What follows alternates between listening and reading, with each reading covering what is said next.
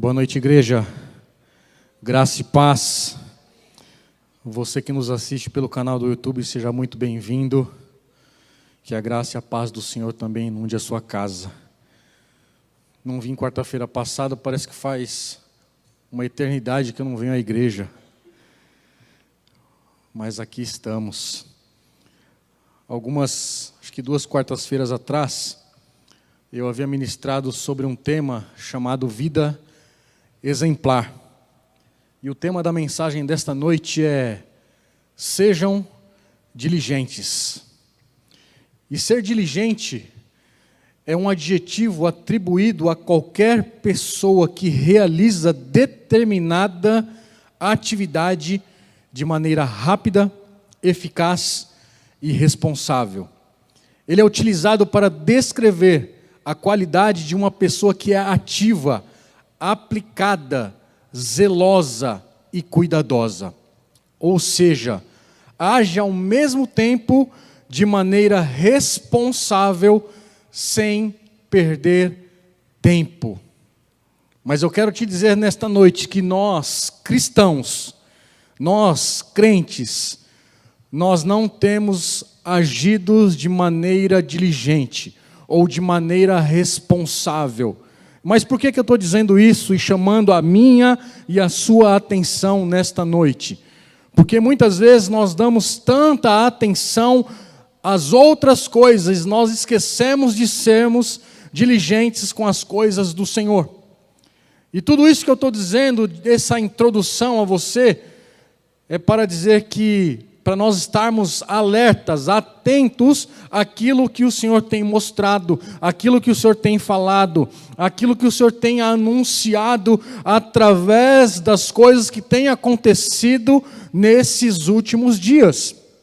E eu queria continuar falando da carta, só que agora, semana retrasada, eu tinha falado da carta de 1 Pedro, mas eu quero nesta noite falar da carta de 2 Pedro. E esta carta está lá em 2 Pedro capítulo 3, onde nós vamos meditar sobre aquilo que o apóstolo Pedro nos diz, nos encoraja para sermos diligentes. Capítulo 3.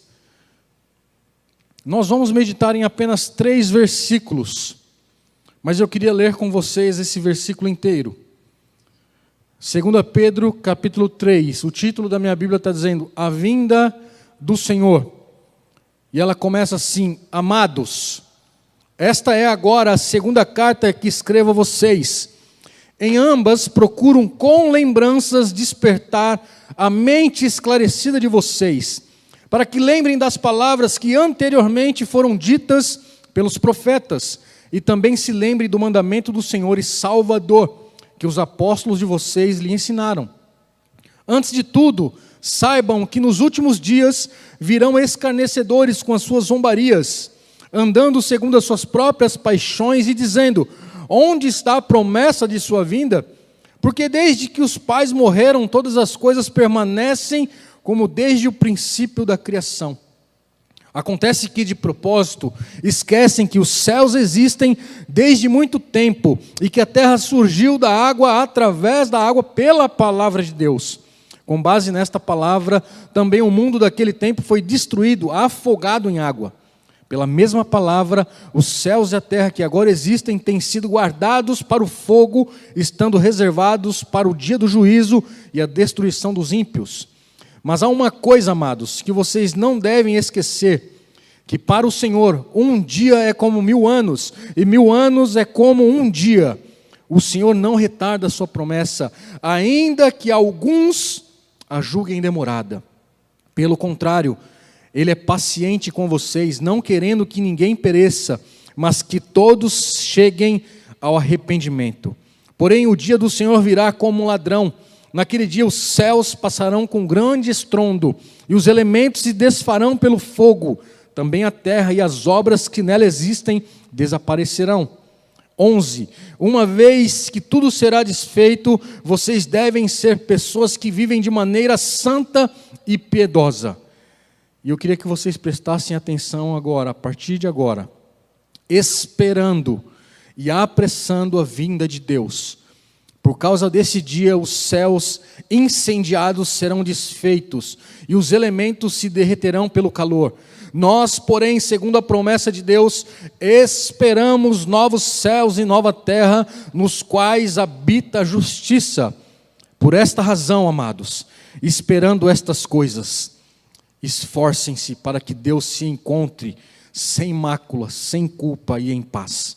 E considerem a longanimidade do nosso Senhor como a oportunidade de salvação, como também o nosso amado irmão Paulo escreveu a vocês, segundo a sabedoria que lhe foi dada, ao falar a respeito desses assuntos, como de fato costuma fazer em todas as suas cartas.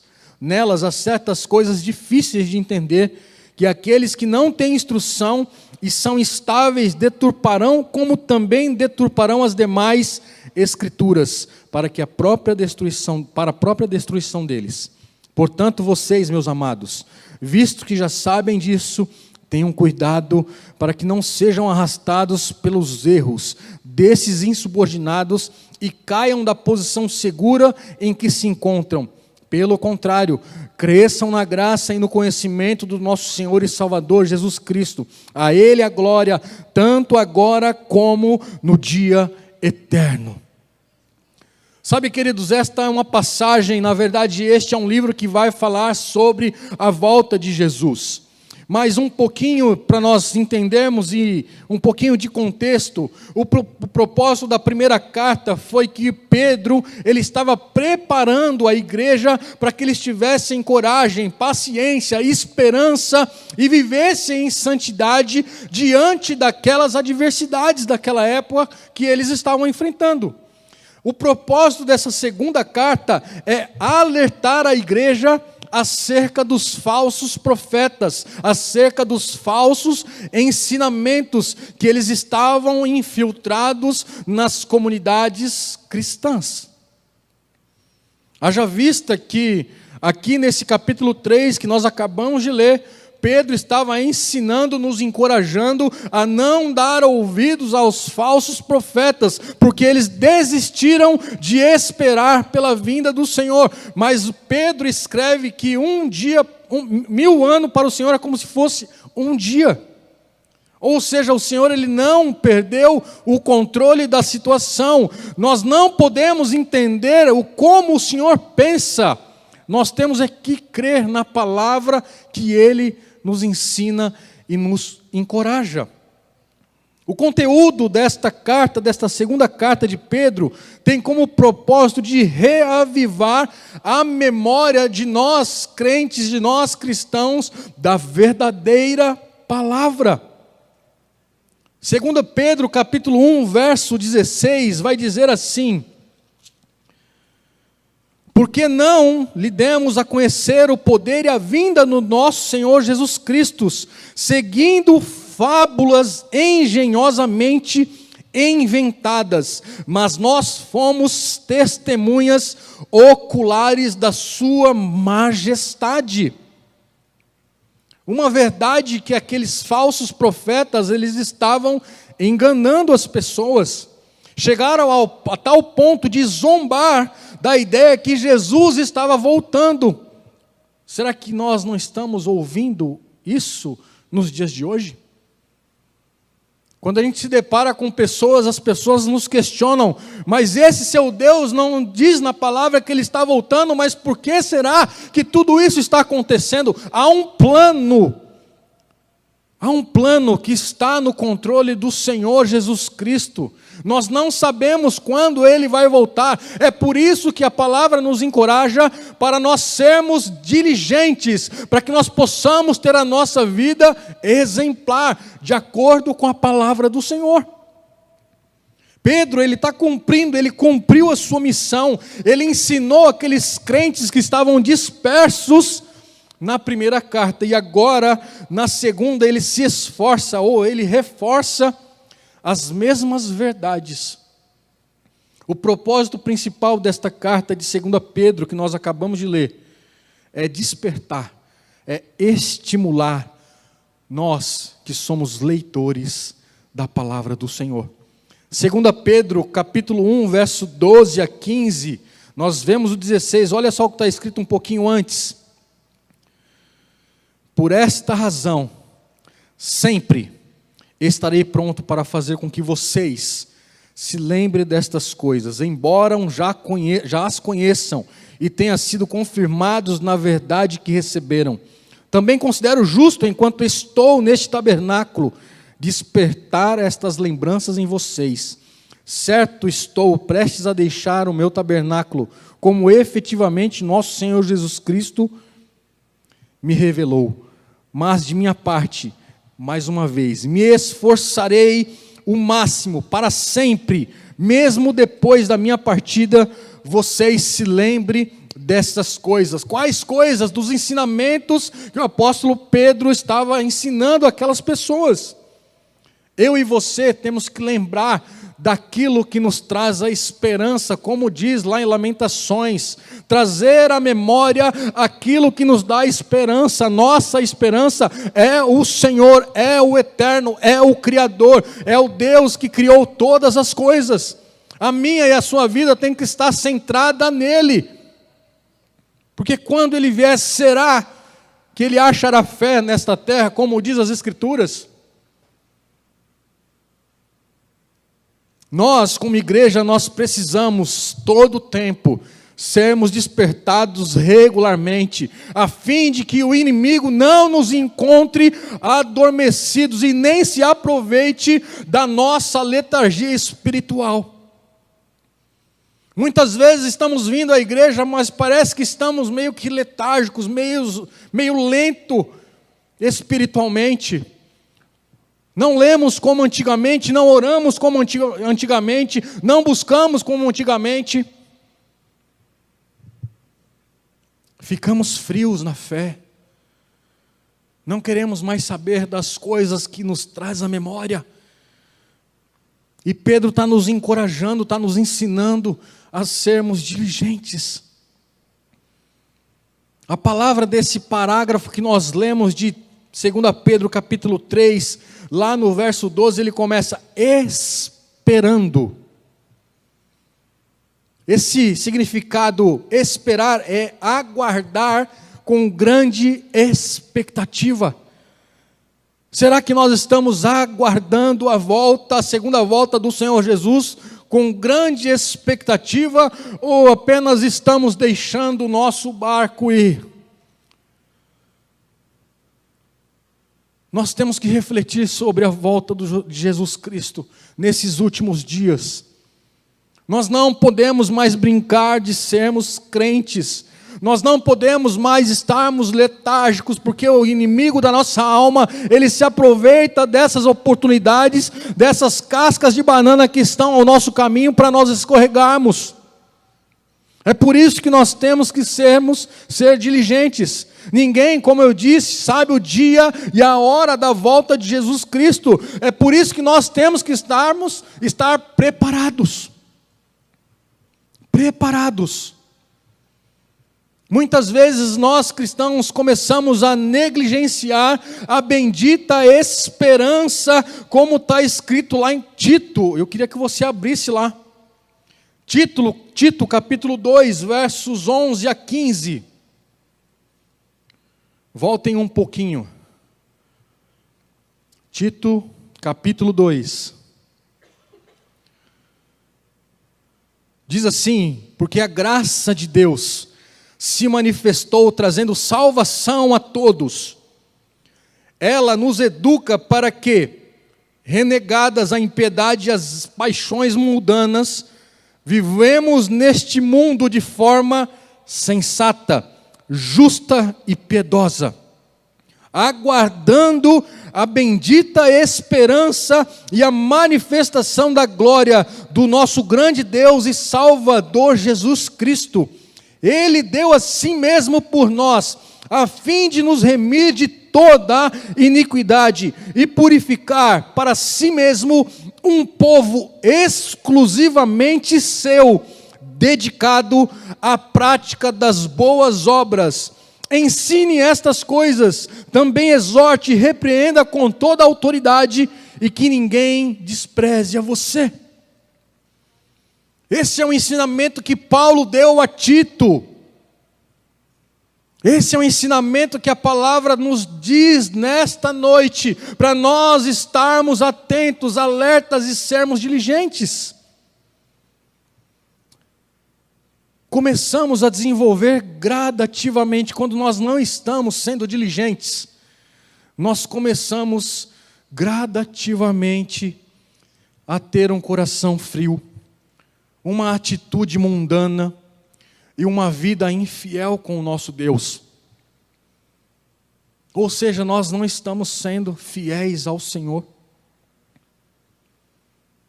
Quando vocês tiverem oportunidade, leiam lá a parábola do servo infiel, que está lá em Lucas capítulo 12, e vocês vão entender o que eu estou dizendo a partir do verso 35.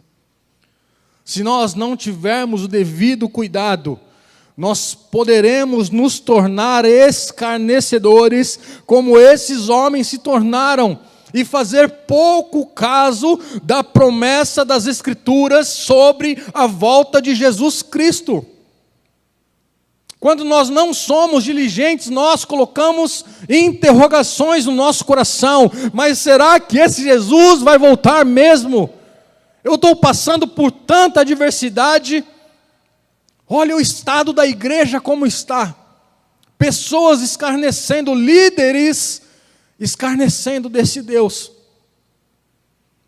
Haja vista que dia após dia, se você entrar nas redes sociais, você vai ver um escândalo diferente. Onde vamos parar? Como diz a pastora Raquel, dá vontade de pedir para o Senhor parar, que eu quero descer. Mas eu não vou descer, eu vou continuar. Porque aquele que prometeu é fiel e justo para cumprir a promessa na minha e na sua vida. Uma pessoa escarnecedora é alguém que trata levianamente algo que devia ser levado a sério. Lembra no tempo de Noé? Quando o Senhor pediu para Noé construir a arca? As pessoas escarneceram de Noé, achando que ele estava meio doido. O povo de Sodoma e Gomorra escarneceram da possibilidade de a cidade pecadora ser destruída pelo fogo e enxofre, e ela foi destruída. A nossa atitude da grande expectativa deve fazer a diferença em nossa conduta pessoal, como também está escrito lá em 2 Pedro capítulo 3, 11. Avancem um pouquinho, nós lemos: uma vez que tudo será desfeito, vocês devem ser pessoas que vivem de maneira santa e piedosa. Será que eu e você temos vivido de maneira santa e piedosa? Uma vez que nós nos livramos da corrupção, das paixões desse mundo, nós devemos viver neste mundo de uma forma totalmente diferente, porque o Senhor nos garantiu que Ele tirou nós do lamaçal da perdição e nos colocou na maravilhosa luz que é Jesus Cristo. Então nós temos por obrigação ter este DNA, e o DNA é Jesus Cristo. O Espírito Santo habita em mim e habita em você.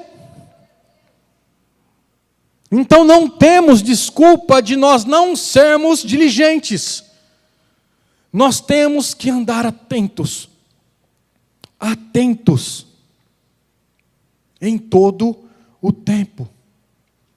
Nós cristãos devemos de fato ser diferentes, mas não esquisitos.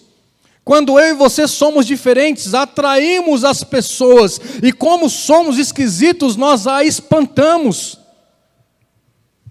A nossa conduta de cristão tem que ser a característica de santidade e a piedade. 1 Pedro, capítulo 1, verso 15 e 16 diz: pelo contrário, segundo é santo aquele que vos chamou, tornai-vos santo também vós mesmos em todo o vosso procedimento, Porque está escrito: sede santo, porque eu sou santo. Esse termo santo aqui quer dizer separado, colocado à parte. Israel foi escolhida por ser separado, uma nação santa, pois ele chamou os israelitas dentre os gentios e os manteve separado. Nós cristãos, nós também fomos chamados do mundo das trevas, para nós sermos exclusivos desse Deus. Esse termo piedade tem o sentido de adorar, como diz o André, devidamente. Queria que vocês abrissem lá em 2 Pedro, capítulo 1. 2 Pedro 1, 6 a 7 diz assim: ao conhecimento, o domínio próprio. 2 Pedro, capítulo 1, 6 e 7. Ao domínio próprio, a perseverança, a piedade, a fraternidade, o amor. Piedade. Como está escrito, como Paulo escreveu em 1 Coríntios 13, nós podemos fazer tudo, sem amor de nada vale. Se nós não tivermos amor como igreja, como cristãos, de nada vale. Essa atitude de reverência, que nos faz dizer, como João Batista disse lá em João capítulo 3, 30, convém que ele cresça e que nós diminuamos. Convém que ele cresça e que a gente diminua cada dia mais. Cada dia mais. O que deve motivar a mim e a você não é simplesmente apenas o conhecimento, mas a presença dessa verdade no meu e no seu coração. Não é apenas o conhecimento por conhecimento, mas a presença do Espírito Santo tem que estar no meu e no seu coração. Nossa atitude tem que ser amar a vinda do Senhor Jesus Cristo. Como Paulo escreveu a Timóteo, em 2 Timóteo capítulo 2, abram lá, 4:8. 2 Timóteo 4:8. Desde agora me está aguardada a coroa da justiça que o Senhor, reto juiz, me dará naquele dia, e não somente a mim, mas também a todos os que amam a sua vinda. Será que nós podemos declarar nesta noite que nós amamos a vinda do nosso Salvador? Nós temos que ansiar pela vinda dele, para resgatar a sua noiva. Mas para isso nós temos que ser diligentes. A nossa atitude da expectativa não deve apenas repercutir na conduta, mas ela também tem que ser o nosso testemunho vivo todos os dias. Um ponto importante que o texto nos mostra é apressando a volta do Senhor Jesus Cristo. E esse texto está lá em 2 Pedro capítulo 3, que nós lemos no início. Esse termo apressando a vinda de Jesus Cristo tem o sentido de dar pressa. É o mesmo sentido que os pastores foram apressadamente quando Jesus nasceu. Quando Jesus também, um pouco mais à frente, em Lucas capítulo 19, diz lá para Zaqueu: desça depressa que hoje eu vou ceiar na sua casa, vou jantar em sua casa. É o mesmo sentido, dar pressa, se apressar. Muitas vezes, queridos, nós devemos evitar dois extremos em nosso ministério. Como assim? Um deles é a atitude de ficar de tal maneira presos no plano elaborado do soberano Deus. Ou seja, o Senhor sabe de todas as coisas. Ele não precisa de mim, pelo contrário, Ele precisa de você, sim. O outro extremo é crer que Deus é incapaz de realizar qualquer coisa sem a nossa participação. Há quem pense dessa forma. E você está errado de pensar desta forma. Haja vista que se Ele não precisassem de ninguém, não estaria Adão e Eva lá no jardim do Éden. Ele precisa, embora Ele seja soberano sobre todas as coisas, mas Ele conta comigo e com você. Entendam que jamais nós devemos usar os preceitos do soberano Deus como desculpa e preguiça de fazer algo. E muitas vezes também os planos, as atividades não devem tomar o lugar do soberano. E muitas vezes queremos estar sentados no alto e sublime trono. Achamos que nós somos o vice-deus. Nós temos que nos colocar no nosso lugar. Para exemplificar melhor aquilo que eu estou dizendo, tem duas ilustrações que vai fazer a gente entender.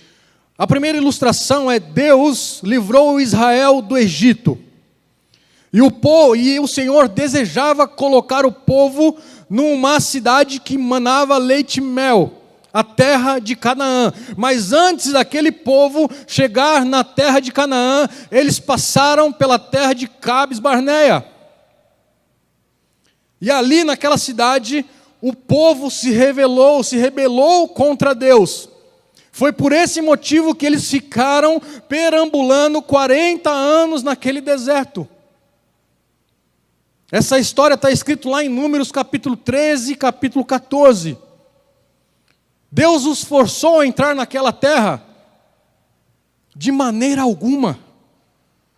De maneira alguma. Ao invés disso, Ele permitiu, Ele deixou, por conta da decisão do povo, que eles vagassem pelo deserto ao longo dos 40 anos. Até que aquela geração morresse e viesse uma próxima. O que eu estou querendo dizer com isso? Que o Senhor ajustou o seu plano de acordo com a resposta do seu povo. A segunda ilustração é quando Deus pediu para que Jonas fosse a Nínive pregar. Ele não foi rebelde. Mas quando ele entendeu o propósito do Senhor, ele voltou e cumpriu o propósito, até que aquele povo, o rei, se arrependeu de todos os seus pecados. Deus já havia determinado que em 40 dias acabaria com a cidade de Nínive. Mas por conta do arrependimento do povo, Deus ajustou o seu plano. O Senhor, Ele precisa de mim e precisa de você. Ele quer que a gente continue orando, buscando a face dEle, até que Ele venha buscar a sua noiva.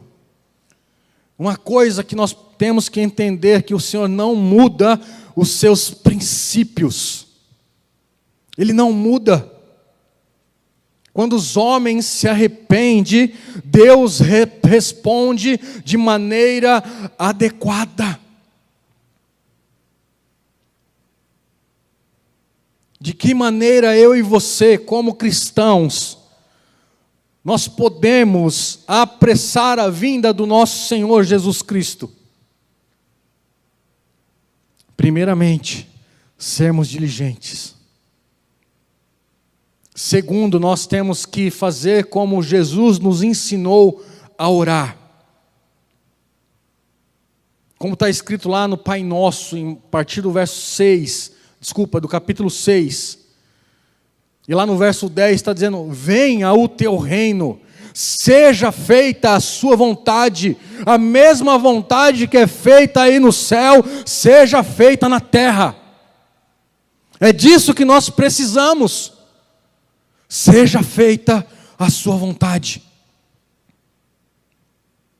Atos capítulo 15, verso 14 diz: Deus visitou os gentios a fim de construir entre eles um povo para o seu nome.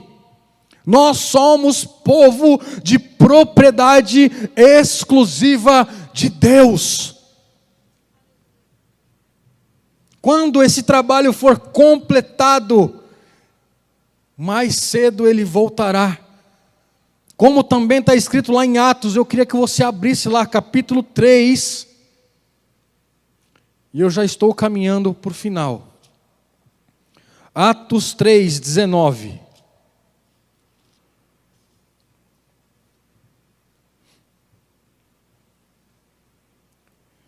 Vamos no 17 para ganhar contexto.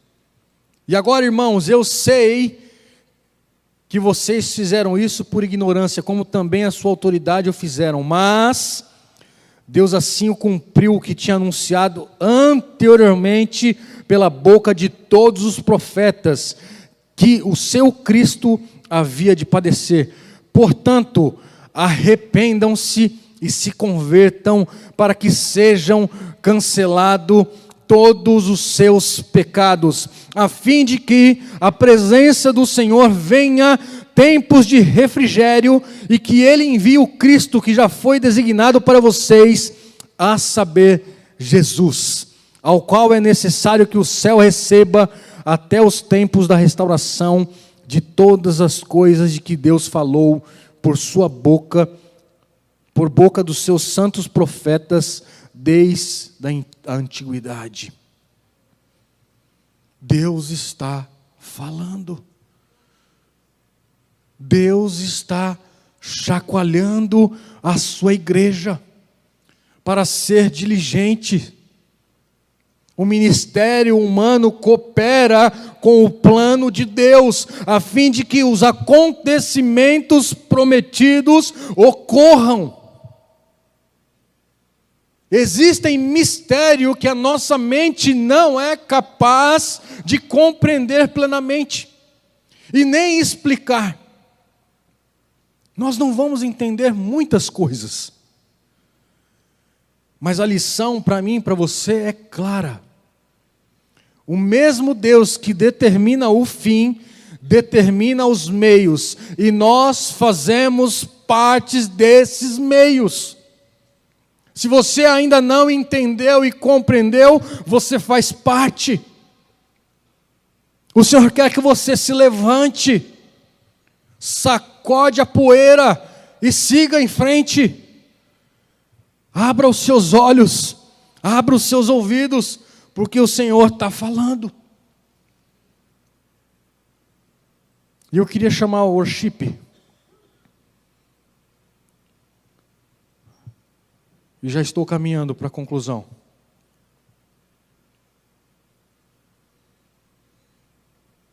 Quero concluir dizendo que a minha e a sua tarefa não é ficar especulando ou questionando. A minha e a sua tarefa é apenas servir. Nós somos levantados para servir. Servir. A nossa atitude tem que ser a grande expectativa da volta do Senhor. Podem vir aqui, irmãos. Essa grande expectativa tem que encontrar em nós a paz, para que nós não tenhamos acusação, como está escrito. Se nós formos diligentes em esperar a volta de Jesus e levar uma vida santa e piedosa, nós não precisamos ter medo daquilo que vai acontecer. Porque a nossa esperança não está nas coisas terrenas, as nossas coisas estão no Senhor. O nosso socorro é o Senhor. Quando nós dependemos do Senhor, nós não seremos envergonhados. O cristão separado não permite ser contaminado pelo mundo, não permite ser contaminado pelos falsos mestres, e Pedro estava lutando aqui com os falsos ensinamentos, com os falsos mestres. Como é que nós vamos identificar os falsos mestres? Sabendo da verdade. Como é que a gente consegue identificar uma cédula falsa? Tendo a certeza daquela que é verdadeira.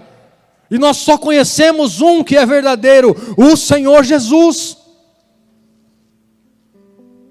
Para mim e para você não sermos passados para trás, nós temos que o tempo todo estar buscando no Senhor, sermos diligentes na palavra, na oração, na intercessão, na busca pelo Senhor. Como é que nós vamos encontrar com esse Deus com as nossas vestes sujas? Ele virá buscar a sua noiva de vestes limpas e puras. E eu queria te convidar a ficar em pé para nós meditarmos, para nós continuarmos meditando, melhor dizendo. De que maneira nós podemos manter a expectativa naquilo que conduz a nossa vida em santidade. Como que nós podemos manter essa expectativa no nosso coração? Pedro ele vai responder para mim e para você, lá no verso 13. Nós, porém, segundo a promessa de Deus, esperamos novos céus e nova terra, nos quais habita a justiça. É essa a expectativa que nós temos que ter. A mesma que o apóstolo Paulo ensinou ao seu filho Timóteo, amando a vinda do Senhor Jesus.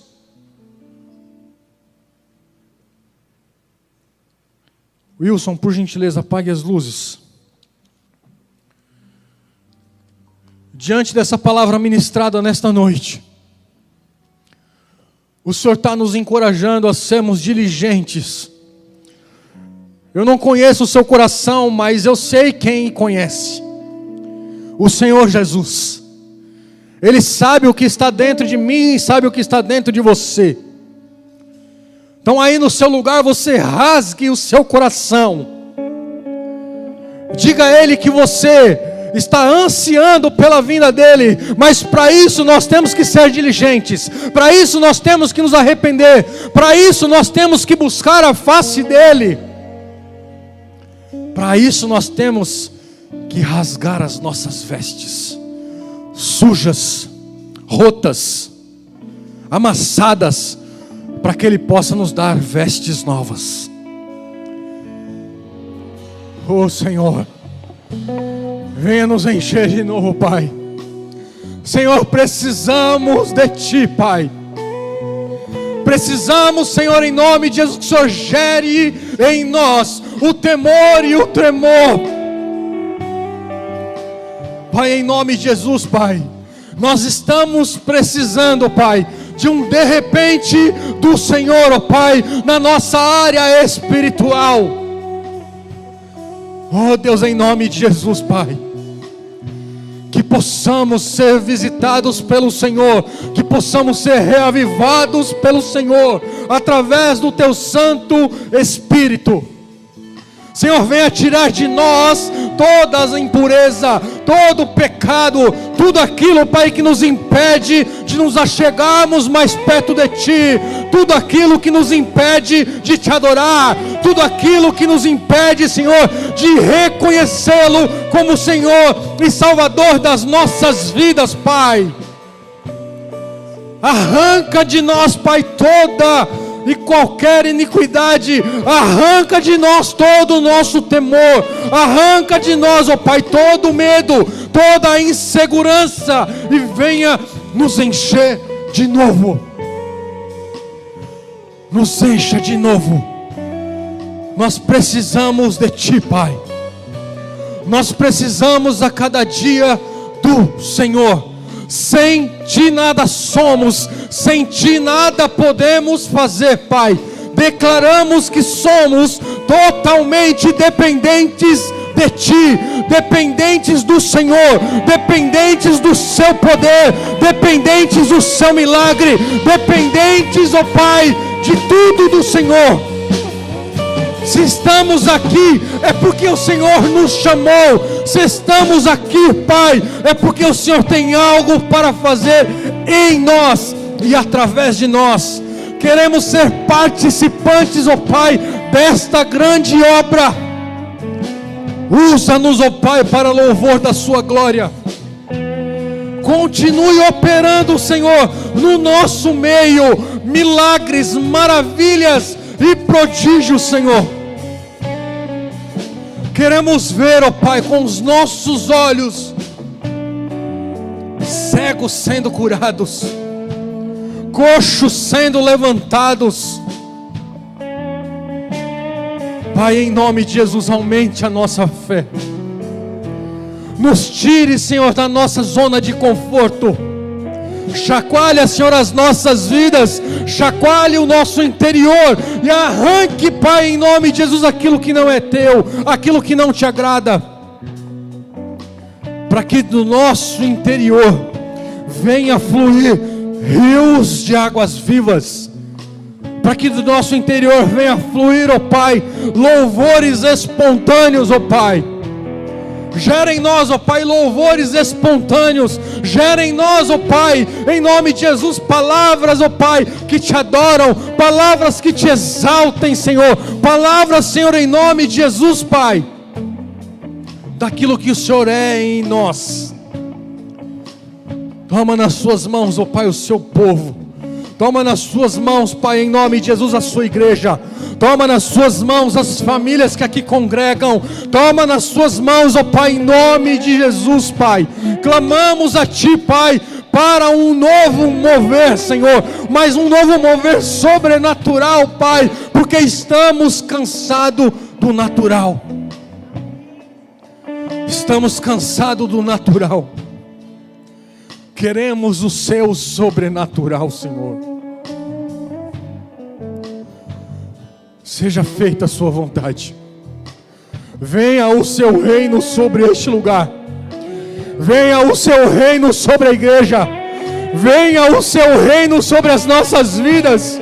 Venha o Seu reino sobre os nossos trabalhos. Venha o Seu reino nas nossas casas. Venha o Seu reino no nosso casamento. Venha o Seu reino sobre a vida dos nossos filhos. Venha o Seu reino sobre a nossa parentela. Venha o Seu reino sobre a nação brasileira. Venha o Seu reino sobre o Brasil, Pai. Venha o Seu reino. Venha o Teu reino sobre as nossas vidas. Venha o Teu reino nas igrejas. Oh, Pai, nós queremos ser transformados. Venha nos encher, Pai. Queremos ver, oh Pai, em nome de Jesus, Pai. Desde já, nós clamamos a Ti, Pai, pela visita que a nossa igreja vai fazer, oh Pai, neste final de semana, naquele Instituto Sonhe, Pai. Ali há pessoas, ó Pai, há crianças que estão sonhando, Pai. Então, Senhor, em nome de Jesus, manifeste a sua glória naquele lugar. Que o céu venha descer naquele lugar. Que as pessoas ali sejam impactadas, sejam transformadas naquele lugar. Usa, Pai, em nome de Jesus, as pessoas que estão indo naquele lugar. E repreendemos toda a retaliação. Repreendemos, ó Pai, todo o levante do inferno neste ide, Senhor, até aquele lugar. Desde a saída da nossa igreja até a chegada naquele lugar e o retorno para a igreja, esteja debaixo das tuas potentes mãos. Pai, que no domingo nós possamos já começar a ouvir os testemunhos do que aconteceu naquele lugar, os testemunhos do que vai acontecer neste lugar. Que nós possamos, ó Pai, estar com o nosso coração queimando, com o nosso coração nessa grande expectativa. Transforma a sua igreja, limpa a sua igreja, renova a sua igreja, Pai. Que a graça do Senhor Jesus Cristo, que o amor de Deus o Pai, que a consolação do Espírito Santo seja conosco hoje e para sempre. Deus os abençoe. Vão na paz, em nome de Jesus. Você pode acompanhar todo o nosso conteúdo baixando o nosso aplicativo ou seguindo as nossas mídias digitais usando o QR Code. Deus te abençoe!